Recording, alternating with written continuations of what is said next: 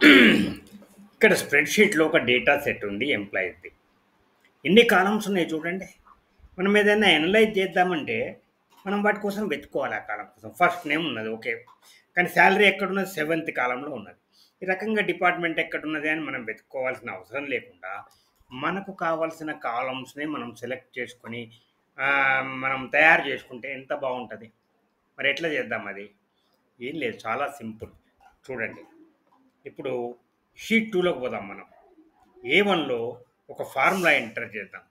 Is equal to 2 2 కాదు, choose columns. Choose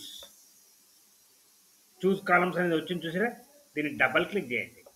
double click చేసి మనం ఏ షీట్లో ఉన్నది? షీట్ 1లో ఉన్నది. ఇప్పుడు మనం షీట్ 2లో ఉన్నాం కాబట్టి షీట్ 1 రెఫరెన్స్ పెట్టాలి. షీట్ 1 తర్వాత ఎక్స్క్లమేషన్ మార్క్ పెట్టాలి.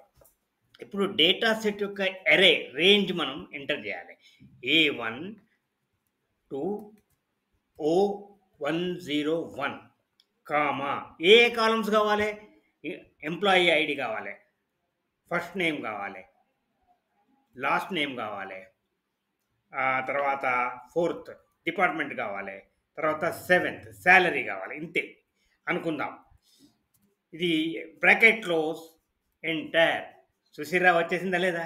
ఈ రకంగా మనకు పెద్ద డేటా సెట్ ఉన్నప్పుడు అనవసరమైన కాలంలన్నీ మనం తీసేయకుండా, అంటే మళ్ళీ మనకు ఉపయోగపడతాయేమో అవి వేరే చోట వాటిని ఏ విధంగా పేస్ట్ చేసుకోవచ్చు అనేది ఈ ఫార్ములాతోనే మనం చేయవచ్చు. ఈ ఫార్ములా ఎక్సెల్ 365 ఎక్సెల్ 2021లో ఉంది. Advanced formula, new formula. Okay.